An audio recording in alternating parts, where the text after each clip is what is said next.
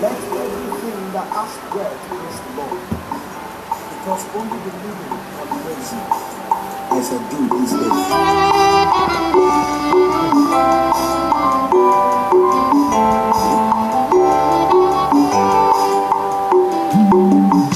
You are worthy to be praised,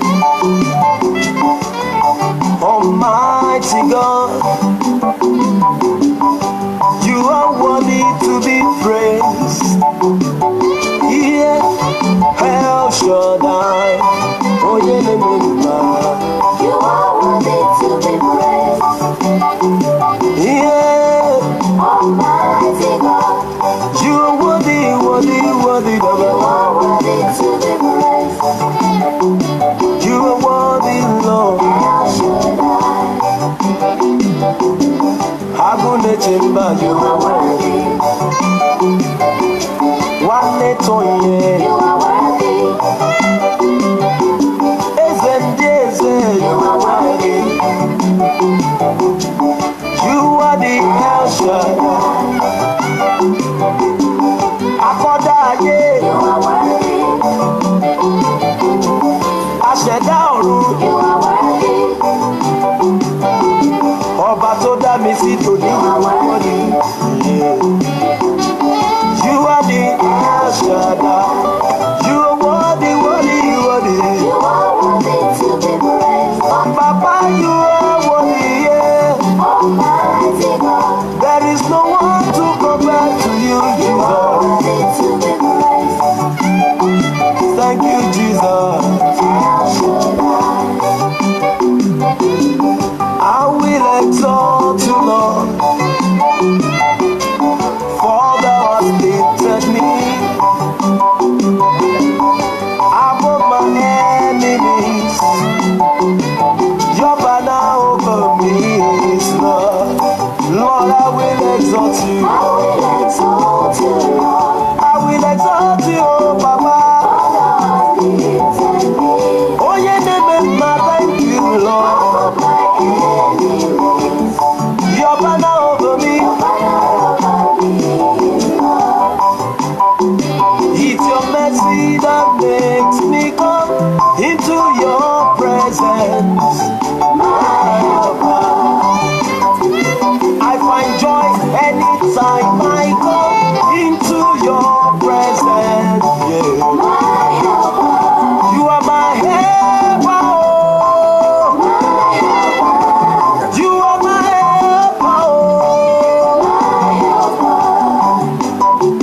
It's your mercy that makes me come into your presence. My helper. I find joy anytime I come into your presence, Lord. There is peace anytime I come into your presence. There is love anytime I come into your presence. Yeah. I found peace anytime I come into your presence. That is my helper. My helper. My helper. Daddy, it's your mercy that makes me come into your presence. Yeah.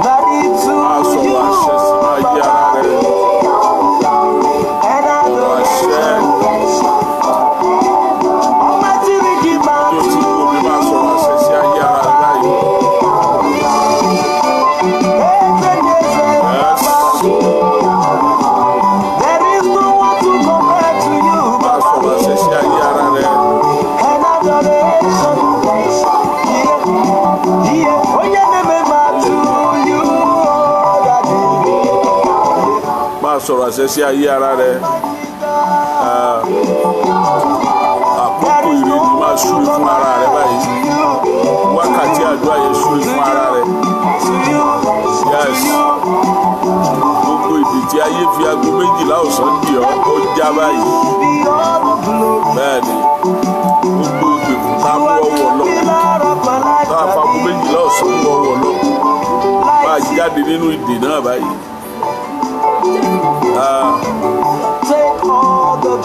Ọ̀rọ̀ tá a sọ sínú ọ̀rọ̀ ibi tá a sọ sínú ayé ẹ̀ láago 12 ọ̀sán ó mú ọ jáde lọ́wọ́lọ́wọ́ báyìí. Ọ̀rọ̀ ìdààmú yẹn bàjẹ́ lórúkọ Jésù. Yes. Gbogbo ọ̀rọ̀ ìbànújẹ́ yẹn bàjẹ́ nínú ayé rẹ. Wákàtí kan péré ni a lè ti bẹ̀rẹ̀ báyìí. Yes. Sọ̀rọ̀ àṣẹ sí ayé ara rẹ. Ọ̀rọ̀ àṣẹ máa sọ sínú ayé ara rẹ tó fẹ́. Máa bá Ọlọ́run kí, máa bá Ọlọ́run sọ. Wákàtí àdúrà tó lágbára jù láwàyè. Òun náà ni aago 12 ọ̀sán. Yes.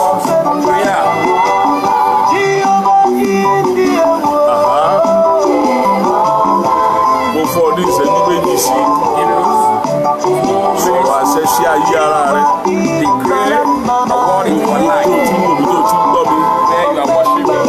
Máa sọ̀rọ̀ àṣẹ sí ayé ara rẹ. Máa sọ̀rọ̀ àṣẹ sí ayé ara rẹ. Ọ̀rọ̀ àṣẹ, ọ̀rọ̀ àṣẹ, ọ̀rọ̀ àṣẹ kó máa jáde. Kó máa jáde sínú ayé rẹ. Bóyá máa sọ. Máa sọ. Yes, máa sọ. Máa sọ sínú ayé rẹ. Máa sọ̀rọ̀ àṣẹ yẹn. Máa sọ̀rọ̀ àṣẹ yẹn. Máa sọ̀rọ̀ àṣẹ yẹn. Yes. Ọlọ́run gbọ́. Ó kù ìṣẹ́jú kan. Yes. Sọ̀rọ̀ àṣẹ sí ayé ara rẹ. Bẹ́ẹ̀ni. Ọlọ́run gbọ́ lọ́wọ́lọ́wọ́ báyìí. Wákàtí àdúrà tó lágbára jù láwa yìí. Yes. Àwọn tó pé ayé sí méjì. Wákàtí tó pé ọjọ́ sí méjì. Láwa yìí. Ó yá.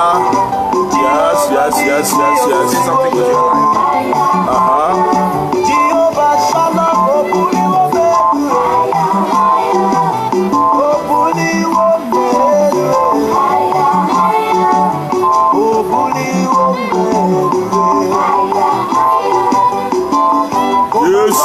Olúwa wa.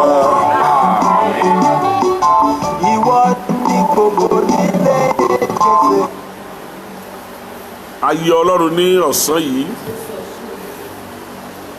fún ọwọ́ agbára rẹ̀, fún ọwọ́ ìyanu rẹ̀ lórí ayé gbogbo ẹ̀yàn ọmọ Ọlọ́run tẹ́ ń gbọ́ mi. Mo gbàdúrà fún yín, gbogbo ìjì tó gba ọ̀sán wọnú ayé yín á fẹ́ jáde. Àmín Jésù. Gbogbo ìjì ayé tó fẹ́ wọnú ayé yín, tó ti ọ̀sán fẹ́ wọnú ayé yín. The one that enter through by day. Ọfà alágbára ọ̀sán ni wọ́n máa ń ta. A powerful arrow always being shot by noon. Wọ́n ní wọ́n máa ń fi ọfà sùn lọ́sàn-án láti tá sí ọlọ́gàdúró lọ́gàdó. They target an even arrow by noon. Shot against the upright man. Yes, every evil target. Gbogbo ọfà tá a fi sùn ọ́. Tá a fi sùn ọ́ lọ́sàn-án gangan. The one that has been target you by the noon. Ọwọ́ jáde inú ayé ẹ lónìí. It's coming out in your life in the name of Jesus. Ọfà ọ̀sán. Afternoon arrow. Ó jáde inú ayé rẹ. Amen. Ọfà ọ̀sán. Arrow of afternoon. Ọfà ọ̀sán gangan. Arrow of afternoon. Ọfà tó bá ọ̀sán wọnú ayé rẹ. The one that enter by noon. Ọfà burúkú tá a sowọ́jọ ta papọ̀ ní ọ̀sán gangan sínú ayé rẹ. The arrow that they are gathered together to shot into your life by new day. Mo sọ tẹ́lẹ̀ sí ayé rẹ̀. I decree into your life. Lọ́wọ́lọ́wọ́ báyìí a gbé jáde. Amen. Lórúkọ Jésù ó bá iná jáde. Amen.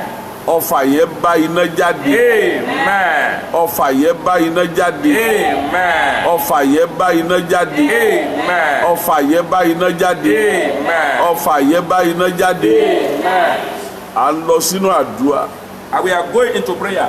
À ń lọ sínú àdúrà. We are going into prayer. À ń lọ sínú àdúrà. We are going into prayer. A fẹ́ lọ gbàdúrà. We want to go and pray. A fẹ́ lọ tì kankan jáde. We want to go and put something out. A fẹ́ lọ pa nǹkan kan rẹ́. We want to go and erase something. Lọ́wọ́lọ́wọ́ báyìí dẹ̀. Right now. A fẹ́ parẹ́. We want to cancel. Mo dẹ̀ fẹ́ jẹ́ kó o múra. I want you to prepare. Bí orúkọ Bàbá tó máa tẹ̀mí. In the name of the Father and the Holy Spirit. Gbogbo tó ti sàn wọnú ayé rẹ yìí. Whatever that has flow into your life. Gbogbo ọfà ayé tó ti sàn wọnú àgọ́ ara. Arrow that flow into your body. Ó wọ́ jáde níṣẹ́jú. It's coming out in Jesus' name. Bí orúkọ tí Bàbá tó máa tẹ̀mí. In the name of the Father, the Son, and the Holy Spirit. Láàrin wákàtí kan yìí. Within an hour, A fẹ́ gbàdúrà. we want to pray. A fẹ́ sọ We fọ́lọ́run. want to speak to God. A fẹ́ sọ tẹ́lẹ̀. We want to decree. Yes. A fẹ́ sọ tẹ́lẹ̀. We want to decree. A fẹ́ sọ tẹ́lẹ̀. We want to Sí decree ayé wa. into our A life. fẹ́ sọ tẹ́lẹ̀. We want to Sí decree ayé àwọn àyànfẹ́. to the life of the loved one. A fẹ́ sọ tẹ́lẹ̀. We want to decree Sí ògo yẹn. to that glory. Ògo yẹn máa farahàn And the báyìí. glory will appear now. Gbogbo tá a ti kó lọ. Whatever that has been taken away, Ọ̀run fẹ́ dá padà. heaven wants to restore them back. Jésù fẹ́ ṣiṣẹ́ agbára. Jesus Christ wants to walk. Jésù fẹ́ bá ọ pàdé. Jesus Christ wants to meet you. Jésù fẹ́ bá ọ pàdé. Jesus Christ wants to meet Ní you ọ̀sán yìí. this Ní afternoon. ọ̀sán yìí. This A afternoon, fẹ́ yí ìgbà àtàkókò rẹ padà. your life wants to change. A fẹ́ yí ọ padà. Your life wants to be changed. Jésù gorí òkè lọ́lọ́jọ́ kan. Jesus Christ, go to the mountain. Àwọn ọmọ ẹ̀yìn rẹ̀ ń wò ó. And his disciples were looking at him. Wọ́n kàn déédéé rí lójijì ni. They just saw him suddenly. A bá paláradà. He was being transformed. A yí padà. He was being transformed. A wọṣọ ọ̀run fún. He was given an heaven clothes. Aṣọ tá a wọ̀ fún lọ́jọ́ náà. The clothes given to him that day. Àti àwọ̀tẹ́lẹ̀ rẹ̀. And the undernet. Nígbà tó kú la tó mọ ìtumọ̀ rẹ̀. It's when he died on the cross, we know the meaning. Ó wá di tí àwọn ènìyàn ń dù láti kó. People are rallying, hastening to pick up the clothes. Nítorí pé aṣọ agbára ni. Because it's a powerful Ní clothes. orúkọ Bàbá tó máa tẹ̀mí. In the name of the Father, the Son, of the Holy Spirit. Aṣọ tó wọ̀wọ̀wọ̀ tó gbé ò farahàn The yẹn. clothes you wear and your glory not appear. A máa bọ́ jóná lọ́rùn ẹ̀. Amen. Shall be cast by fire. Wọ́n la máa bọ́ jóná lọ́rùn ẹ̀. Shall be burned by fire. Aṣọ tá a ti fà mí sí. The cloth that has been marked Tó ń bẹ nínú aṣọ rẹ̀. in your clothes, Tó ń bẹ nínú aṣọ rẹ̀. among your clothes Tá a ti fà mí sí. that has been marked, Tó jẹ́ pé jọ́kíjọ́ tó o bá ti gbé wọ̀. that each time you wear it, Ó máa ń tún mú májẹ̀mú kan ṣẹ lórí ayé he ẹ̀. is bringing a covenant fulfilling your Ó máa life. ń renew kankan nínú He ayé rẹ̀. renew a covenant in your life. Irú aṣọ bẹ́ẹ̀ lónìí. Such type of clothes, Ọjọ́ tó o bá gbé wọ̀. each time you wear it, Agbára rẹ̀ máa bàjẹ́. his power shall be loose. Iná ó máa laná. He's going to catch fire. Ògo rẹ̀ máa bú jáde. Your glory will manifest. Nígbà lọ lónìí. Where we are going today, Nígbà tí Ọlọ́run fún àwọn Ísírẹ́lì ní òfin. when God give Israel a command, Nígbà tí Ọlọ́run fún àwọn Ísírẹ́lì lófin. when God give the Israel command, Ó gbé Mósè lọ sórí òkè. it took Moses to mountain. Òfin kìíní Mósè fọ́ mọ́lẹ̀. The first one, Moses scattered it Nítorí wípé because ó bá àwọn ọmọ Ísírẹ́lì bí wọ́n ti ń bọ òrìṣà. he met the people of Israel when he's coming up from mountain where they are worshiping idols. And he broke the covenant.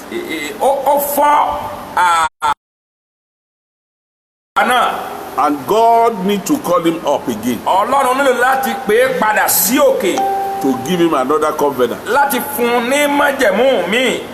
To give him another covenant. Láti fún ní májẹ̀mú míì.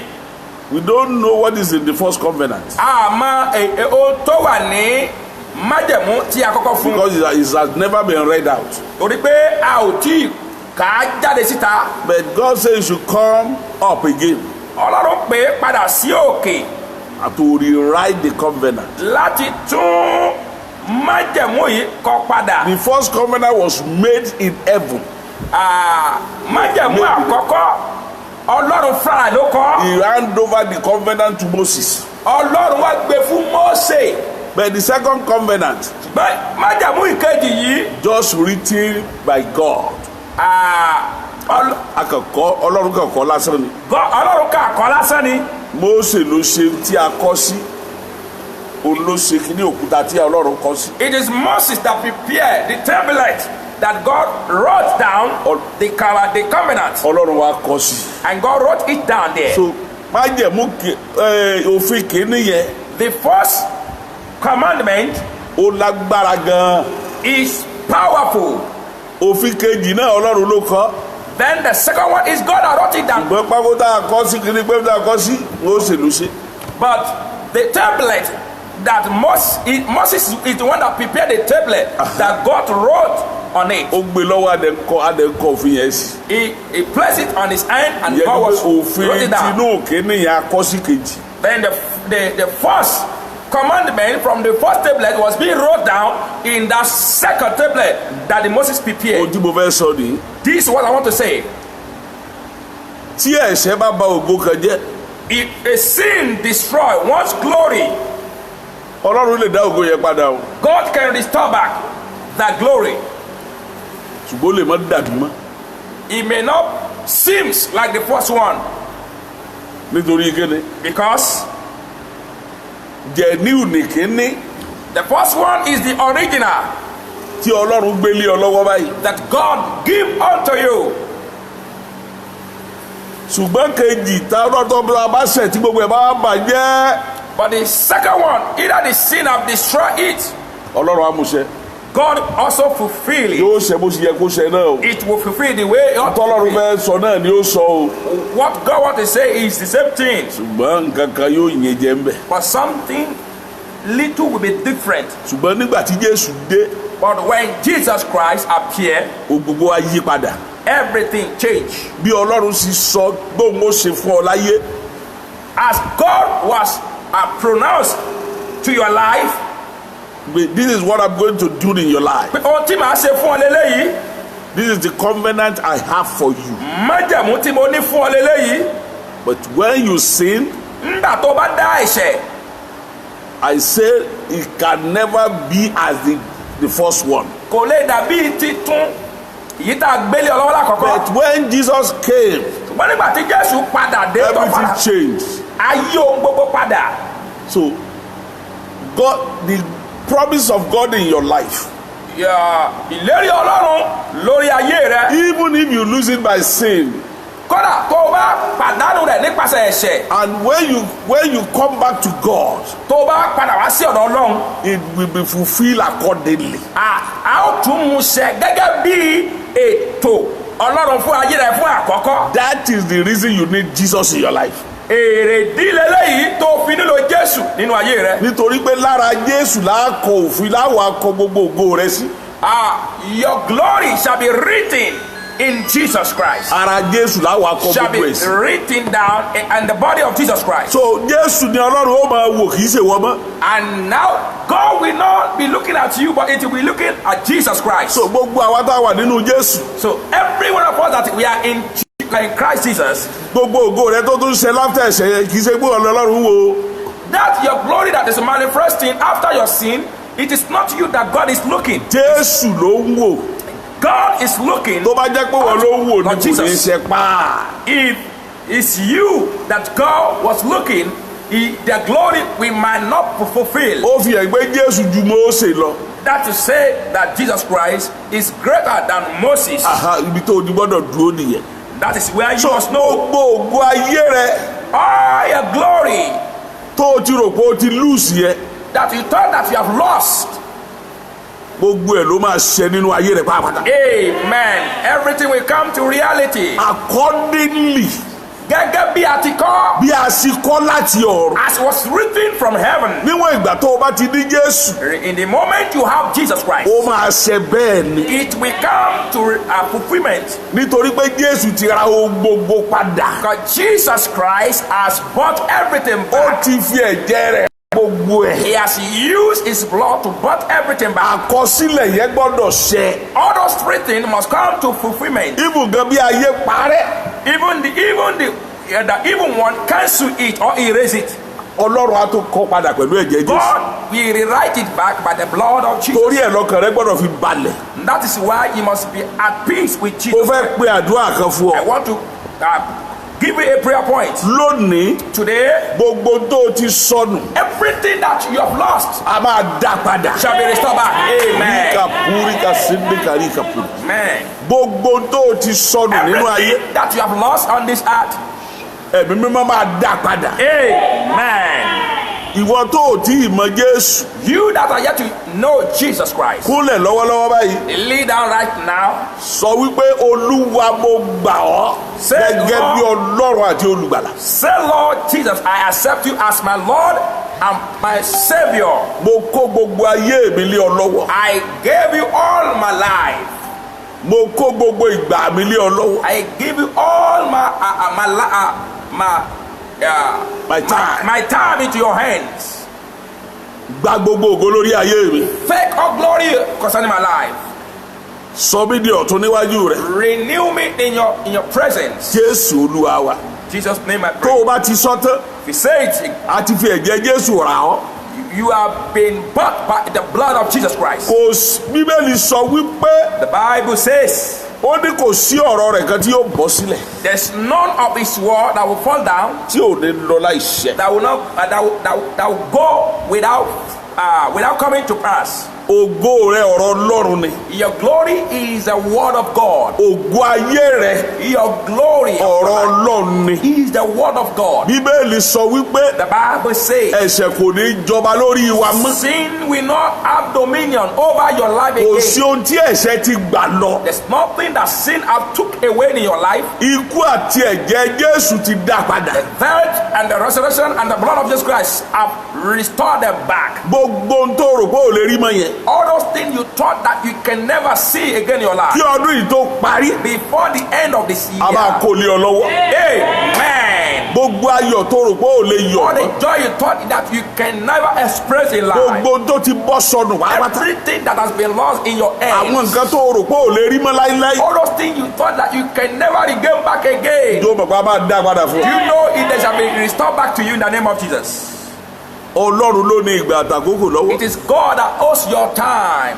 Ó sì mọ ohun tó ń ṣe lórí ọ̀rọ̀ rẹ̀. He knows what he's doing concerning your A ti matter. rán Jésù wá sáyé. Jesus Christ has been sent to this earth, Ó dẹ̀ ti jẹ́ olùgbàlà aráyé. and he has become the savior of the Ó world. ti gbà wá là. He has saved Ó us. gbà wá He tògótògó wa. has saved us with our glory. Ó gbà wá ti ayọ̀tayọ̀ He wa. has saved us with our Ó joy. gbà wá ti agbára tagbára He wa. has saved us with our Ó gbà power. wá ti ohun gbogbo tí Ọlọ́run dá. He has saved us with all things God created. Ó gbà wá ti gbogbo tí Ọlọ́run ṣètò fún wa. He has saved us with all the things that God Kò fi prepared. nǹkan kan as lẹ̀ a fún purpose. Sàtánì. He didn't release anything for Tí Satan. Jésù bá gbà ọ́, If Jesus Christ ó saved ti you, gba ògo rẹ padà. He has saved you. He has redeemed your glory Ó ti back. gba ọmọ rẹ padà. He has redeemed your Ó ti children. gba ayé rẹ. He has redeemed your life. Ó ti gba ìlera He rẹ. has redeemed your health. Ó ti gba ohun gbogbo. He has redeemed everything for you. Olùgbàlà ni. He is a savior. Ìgbà ni kó fi kàn án lẹ̀. He can never save and left another Ó ti behind. gbà ọ́. He has saved you. Yóò sì ṣe ìyanu. He will do a wonder. Ibìkan mo fẹ́ jẹ́ ká mójútó. I want us to concentrate on some Nígbà place. tí Ọlọ́run fún àwọn Ísírẹ́lì lófin, When God give Israel a command, òfin kìíní ni the first command ó lágbára. is powerful. Ẹ gbọ́dọ̀ ní Ọlọ́run náà pẹ̀lú. You must not have any God except me. Ẹ ò gbọ́dọ̀ ní ni. You must never have any other gods. Ó lẹ́ ò gbọ́dọ̀ ní. You must never have any gods. Ara ègún tó wá fi sílẹ̀, The part of the curse that God laid down ó wá lágbára. is so super. Ègún yẹn wá ń ja oró. And that curse is so great. Oró rẹ̀ wá ń ṣe kíni. That curse has a poison. Oró rẹ̀ wá lágbára. That curse is poison. Débi pé téèyàn ò bá ṣọ́ra. That if man is not careful, Ó lè ba nǹkan jẹ́. it can destroy. Bẹ́ẹ̀ ni ó wá lágbára gan. It's very great. Ẹ̀jẹ̀ àkànná láti Exodus 20. Exodus 20.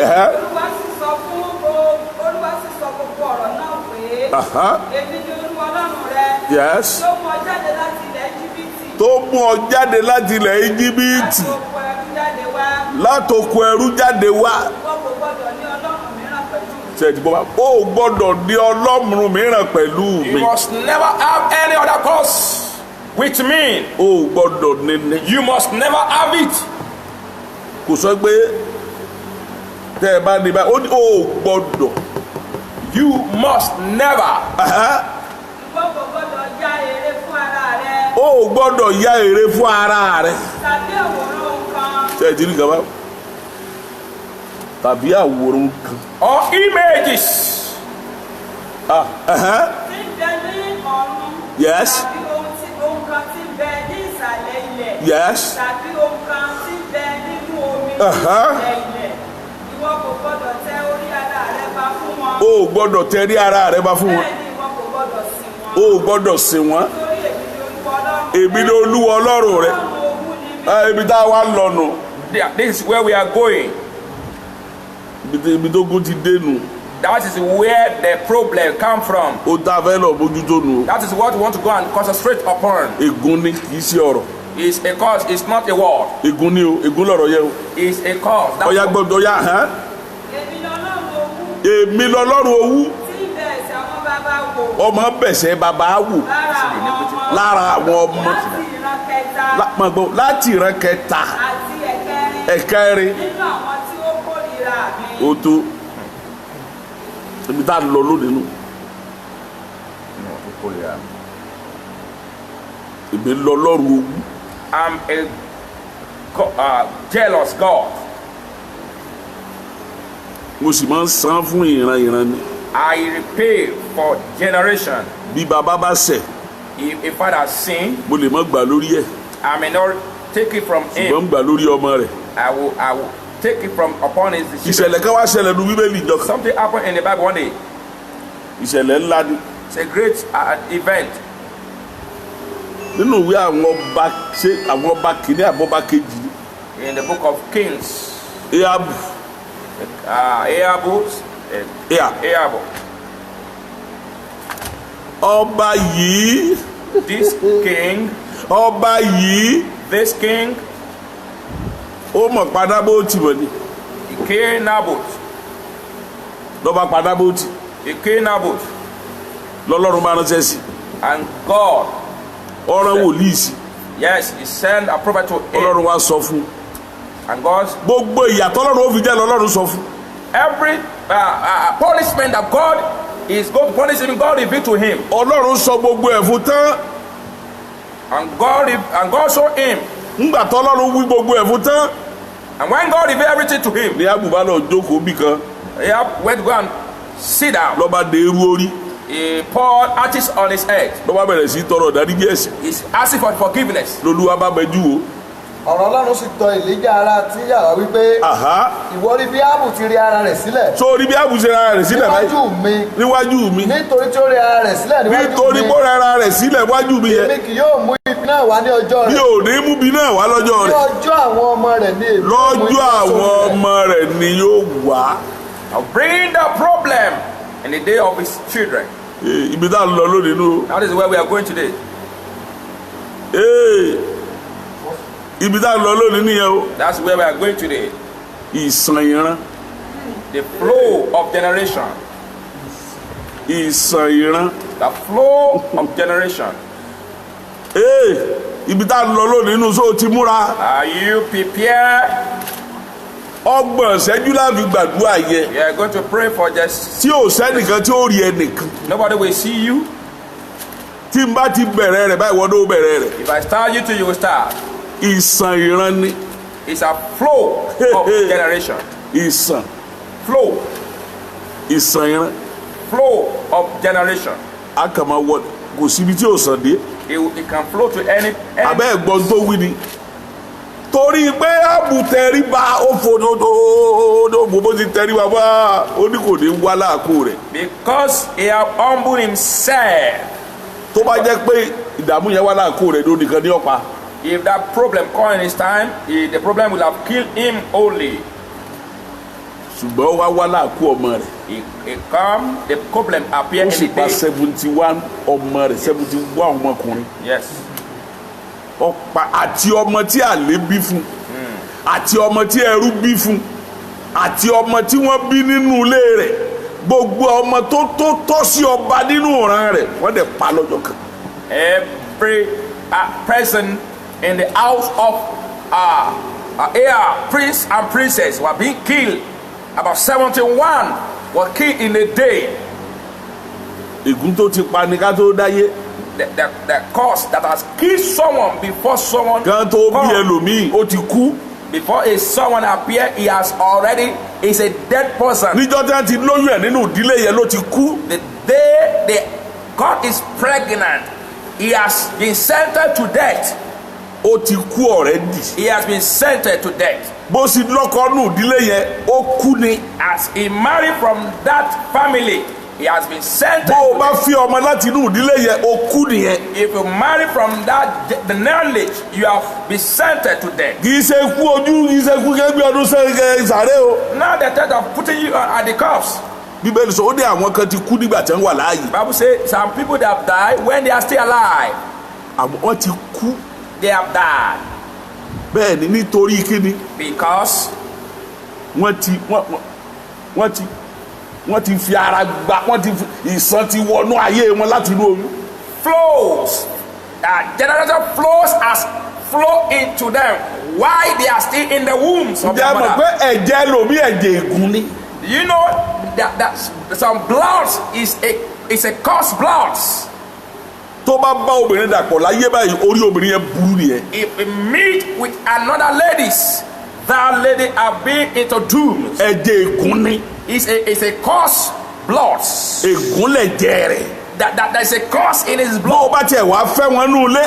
If you marry them, Bó o bá kọ́ ilé 1 million wá ta jẹun kan yìí. if you build a house of what millions, you will sold them Ó ta jẹun kan yìí náà for ni. eating. Nítorí pé ègún ni ẹ̀jẹ̀ wọn. Because there's a curse in their blood. A ti fẹ̀jẹ̀ wọn gégùn. Their blood has been cursed. A ti fẹ̀jẹ̀ wọn gégùn. Their blood has been cursed. O ta ló lè sọ tẹ́lẹ̀ báyìí. You can prophesy Gbogbo o tó so nǹkan. before you do anything. Ìwọ tó wà lábẹ́ ìran tá a ti fi ẹ̀jẹ̀ rẹ̀ gégùn. You that under the generation that their blood has been cursed. Mo darapọ̀ mọ́ ìpè tó gbé ìjọ àpòstólì kalẹ̀ lónìí. Lórúkọ Jésù ó yá jáde lábẹ́ ìran. Amen. Lórúkọ Jésù. Mo ní jáde lábẹ́ ègún burúkú. Àmín Jésù. Ìsàn burúkú tó ti wọnú ẹ̀jẹ̀. Flows that enter into your blood. Ìsàn burúkú tó ti wọnú ẹ̀jẹ̀ yẹn. Bad flow that enter into Ó máa wọ́ jáde nínú ayé rẹ̀. Amen. Ó pariwo ní. You shout. Wákàtí àdúrà la wà. We are in the hour of prayer. Wákàtí àdúrà la wà. Hours of prayer. Ó pariwo. You will shout. Àdúrà mẹ́ta la fi gbà. 3 prayer points. Number 1 ni. Àkọ́kọ́, Ó sọ fọ́lọ́run. you stop God. Ègún tó bẹ nínú ẹ̀jẹ̀. Cause in my blood.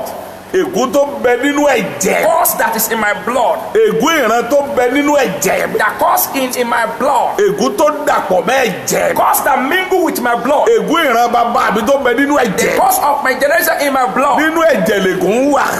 Cause dwell in the blood. Nínú ẹ̀jẹ̀ lègún wà. Cause dwell in the blood. Nínú ẹ̀jẹ̀ lègún wà. Cause dwell in the blood. Nínú ẹ̀jẹ̀. In the blood. Nínú ẹ̀jẹ̀. In the blood. Ń lègún máa wà. That's where cause Gbogbo dwell. ìwọ tí ègún ń bẹ nínú ẹ̀jẹ̀. You that cause Mo pe Ọlọ́run àpòstù Ayọ̀ Babalọ́lá. Call the God of Apostle Babala. Ègún yẹn ó jáde nínú ẹ̀jẹ̀ rẹ̀. Amen. Ó wà pariwo. You will shout, Ó ní ẹ̀jẹ̀ Jésù. Lord of Jesus Christ, Tí ègún jáde nínú ẹ̀jẹ̀ mi. push out cause in my blood. Àwọn èèyàn ọmọ kan tí mo wí.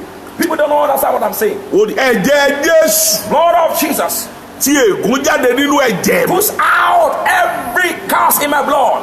Tí ègún jáde nínú ẹ̀jẹ̀ mi. Put them out, cause in my blood. Bóyá o lè gbàdúrà yẹn. Maybe you can pray the prayer. Bóyá o lè gbàdúrà yẹn. Maybe you can pray it. A gbọ́dọ̀ tí ègún yẹn jáde. That cause will flow out of your blood. Ègún ìran bàbá rẹ gbọ́dọ̀ That jáde cause nínú of ẹ̀jẹ̀. generation in your blood. Ègún ìran ìyá rẹ gbọ́dọ̀ jáde That nínú cause of ẹ̀jẹ̀. your mother generations. Ó gbọ́dọ̀ jáde. He must come out of your blood. Ó gbọ́dọ̀ jáde. He must come out of your blood. Ó gbọ́dọ̀ jáde. He must come out. Nígbà tí a ta ẹ̀jẹ̀ Jésù sílẹ̀. When the blood of Jesus Christ was sprinkled Kí ni on Bíbélì that sọ pé ó dúró fún? for remission of sin, Láti mú ègún ẹ̀jẹ̀ kúrò. to take out the cause of the blood, Yes, ègún ẹ̀jẹ̀ to bring out, to tó flush di out ẹ̀ṣẹ̀ the cause of the blood that turned to sin. kí ló ní tó fi jẹ́ pé ẹ̀jẹ̀ la fi mú kúrò. Why is it? Because we use the blood of Jesus to take nítorí out. pé gbogbo ègún inú ẹ̀jẹ̀ ni mo lọ. Because every cause dwell in the blood. nítorí pé ẹ̀jẹ̀ ni ẹ̀mí. Because blood is life. ẹ̀jẹ̀ ẹ̀mí lẹ̀jẹ̀. Blood is life. àìsàn tó bá dojú kọ ẹ̀jẹ̀. Any sickness that battle with blood, ó tètè máa ń para. it usually faster kill the ó body. máa ń para straight ni. It kill the body fastly nítorí pé ẹ̀jẹ̀ ló dojú kọ. because it first battle with kí ni blood. corona tẹ́ ń sọ yìí kí ló tó fi burú. This COVID-19, why is it bad? nítorí pé ẹ̀jẹ̀ ló ń attack. Because it attacked the blood. ó ní attack ẹ̀jẹ̀ He straight. attacked the blood directly. kí ló dé tí èdè fi burú.